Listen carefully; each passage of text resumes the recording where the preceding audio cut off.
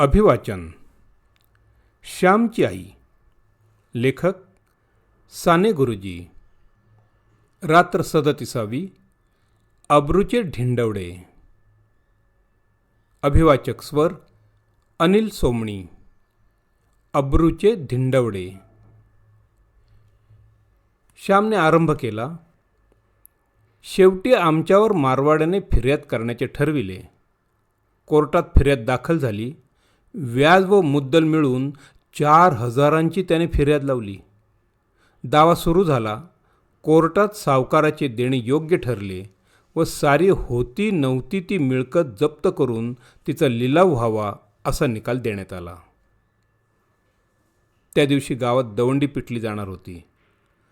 आईला 2 दिवस एक घासही गेला नाही.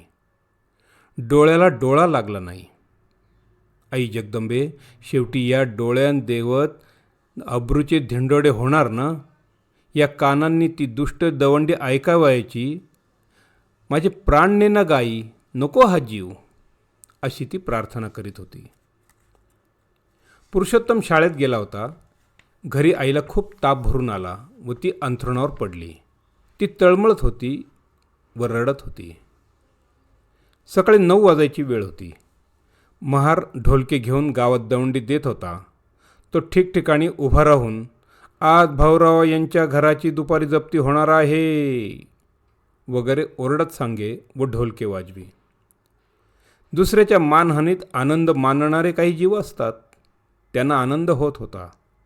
खानदानीच्या घरंदाज लोकास वाईट वाटत होते. महार दवंडी देत चालला होता. शाळेजवळ येऊन त्याने ढोलके वाजविले.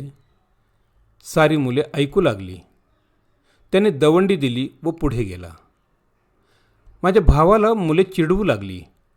पोरे त्या दवंडीची नक्कल करीत व माझ्या भावास पाठीस लागत. पुरुषाच्या घराची जप्ती होणार, ढुमढुम ढुमढुम ढुमढुम असे ती म्हणत व पुरुषोत्तम रडू लागे. त्याच्या डोळ्यातून अश्रू येऊ लागले. तो मास्तरांजवळ गेला व म्हणाला, मी घरी जाऊ का? मास्तर म्हणाल, कोठे चाललास? बस खाली, अर्ध्या तासाने शाळा सुटेलच. मास्तरांना लहान भावाच्या हृदयाची कालवा समजली नाही का? 10 वाजले. शाळा सुटली. लांडग्यांनी कोकराची दशा करावी तशी माझ्या भावाची इतर मुलांनी केली. मुले त्याच्या ढुमढुम ढुमढुम करीत पाठीस लागली. तो रडत रडत घरी आला व आईला एकदम बिलगला. आई, सारी मुले मला चिडवतात. का ग असे? म्हणतात तुझ्या घराची जप्ती होणार, शेणाचे दिवे लागणार. आई, सारी का ग माझ्या पाठीस लागतात? आपण इथून बाहेर काढणार का ग? आई, काय ग झाले? असे आईला विचारू लागला. बाळ, देवाची मर्जी, मी तरी काय सांगू तुला, असे म्हणून पडल्या पडल्याच या पोटच्या गोळ्याला पोटाशी घेऊन आई शतधारांनी त्याला स्नान घालू लागली. मायलेकरे शोकसागरात बुडून गेली होती. शेवटी आई त्याला म्हणाली, जा बाळ, हातपाय धुऊ. आज राधाताईकडे जेवायला जा. इंदूने तुला बोलावले आहे. लहान भाऊ त्याला काय समजणार? तो शेजारी जेवायला निघून गेला. त्या दिवशी वडील जेवले नाहीत. त्यांनी स्नान केले, देवाची पूजा केली. लाज वाटत होती तरी देवळात गेले. खाली मान घालून गेले व तसेच परत आले. ज्या गावात त्यांना सरदार म्हणत, ज्या गावात ते पंच होते, ज्या गावात त्यांना मान मिळे, त्या गावात त्या दिवशी कुत्रेही विचारित नव्हते. ज्या गावात ते मिरवले, ज्या गावात त्यांच्या शब्दाला मान मिळे, तेथेच लहान लहान पोरेही त्या दिवशी त्यांची टर उडवित होती. जेथे फुले वेचली तेथे शेण वेचण्याची आईवर पाळी आली. आजपर्यंत आईने कसेबसे अब्रूने दिवस काढले होते, परंतु देवाला तिची कसून परीक्षा घ्यावायची होती. मानाची शिखरे व अपमानाच्या खोल दऱ्या आईला दोन्ही प्रकार देव दाखवू इच्छित होता. संपूर्ण सुख व संपूर्ण दुःख दोन्ही कळली पाहिजेत. अमावस्या व पौर्णिमा दोन्हींचे दर्शन झाले पाहिजे.